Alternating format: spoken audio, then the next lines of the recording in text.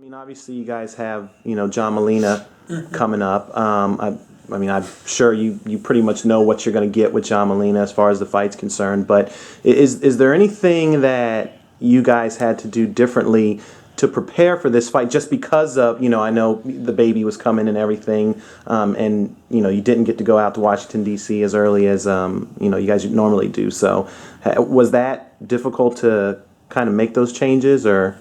With Adrien, changes and things that we do, we do it smoothly. Mm-hmm. I mean, my thing is he's doing the right thing. Like I said, getting up and running, working with his strength conditioner, boxing real good. I'm bringing in 4 or 5 different sparring partners, so we was bringing the work in. Mm-hmm. So he was getting the work. He's going 12, 14 rounds and working on everything, working on his defense, working on his hitting his shots and Mm-hmm. different things that we work on when we do our technical work. So he's just as fast and main thing, he got the box. This guy, he can't just literally stay in front of him and trade with him. Mm-hmm. So that's the main thing. We're not gonna sit up there and trade, but we're gonna be tough. We're gonna be strong. So he's gonna be stronger. How long has he been working with a strength and conditioning coach now? This camp. Just period. Or has it only been this camp? Or? No, he just when we was in Colorado Springs. That's when okay. we first met. Okay. We first met. I would say 6, 7 years. Yeah. Mm-hmm. Yeah. Dang, I didn't even know it was that long. So will he be leaving for DC this weekend? No, we're going to Vegas. Okay, you're going So we're gonna go to Vegas and get acclimated down there for the. We'll take the sparring partners down there. This Saturday? Yeah, this Sunday. Sunday. What weight range are the guys he's been training? Height and weight range of the guys he's been sparring? 5'9". We just got there's one kid from Florida. He's about 5'8". 5'9". Then a kid from Denver, he's like 5'8", 5'9", in that area. What weight and range? 147. They all fight 47 pounds. All of them 47 pounds. Then we just got Brad Sullivan in. He came in yesterday, and he fight 47. And you said he's been sparring 12 to 14 rounds? Yeah. How many times a week does he actually 3 days spar? a week. Okay. 3 days a week, Monday, Wednesday, and Fridays. Yeah. How dangerous is this fight? Potentially dangerous? Every fight is dangerous. We don't look at nothing, what I'm saying? Even, you look back at McDonough fight, that was a dangerous fight. I mean, one punch can change the whole fight, and you just got to be careful. And we know this guy he gets as good as anybody else with one power punch. The punches that he possesses in his punches, the left hook and the right hand. So he the thing is, we just can't stand in there and just take a punch. Now this guy, if I'm correct, they have a common opponent, DeMarco.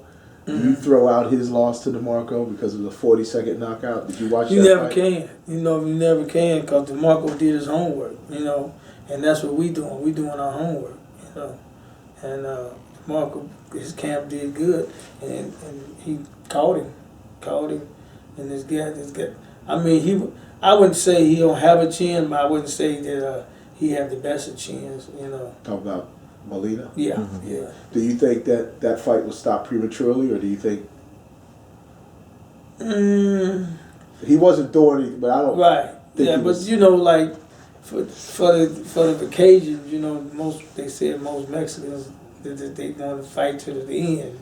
So I mean, that's what it probably why, because they was both Mexicans. They wanted them to, fight to the end. So, but the referee did his job. Mm-hmm. Do you look at this fight any differently, since it being on NBC and the inaugural PBC? You know what? And then that's what a lot of people, and I was been telling a few people, because they didn't know Adrien around when he started with HBO, Showtime. Well, they knew when he was fighting on Showtime, but they didn't see the light that he had when Showtime brought him in told him he was their next star, and I think that's when when Floyd left him a little bit, you know, and he was kind of leaving, and they just and they had Adrien as a star, you know, and they was really into him. HBO had him fighting, you know, pretty regular, so he was their man, and he liked it, that feeling, and it kind of. When we went to Showtime, not saying Showtime was bad for the you know for the kids, I think with Showtime it kind of Adrien always was looking like, well, when we gonna fight on HBO? But the business part, he was young, he didn't realize that you're never gonna be fighting on HBO because the business side is not gonna let you, you know, not allow you, you know, and he was always thinking like, you know, and one of the coaches said, you know, you're not gonna fight on HBO no more. You at Showtime. He said, "Shit, I'm fighting on HBO." Right, yeah. You know, I remember that. You know what I'm saying? HBO. It always was. You know what I'm saying? Oh, he see HBO. Hey, I'm coming back. Right. But the business side, you know, the kids they weren't understanding it, and you know, and I knew, you know, I knew the transition. So with this is like the business side again. He transcended the NBC, and the way they came at him, at all the guys, with the you know with the you know the interviews and the commercials and the suits and the you know nice. you know and the and the limos and all that, you know, so it making him feel that back there. Then meeting Sugar Ray Leonard, Roberto Duran, Thomas Hearns. Then he found out Al Michaels going to be doing the broadcast and Sugar going to do the broadcast. It's like, boom. You know, he said, no cussing no more. Along those lines, this is an opportunity, you know, for us who have seen him grow up. From my first conversation with him was the day after the Ponce de Leon fight, where for whatever reason, he got ripped by Harold Letterman, you know, for boxing, which I thought he won the fight by 2 points and coasted. But regardless, this is a new opportunity for a different audience who may not know anything about his past to see the guy from this point on, the guy who's making a home for his newborn, the guy who's, you know, showing some devotion to his soon-to-be wife, his fiance.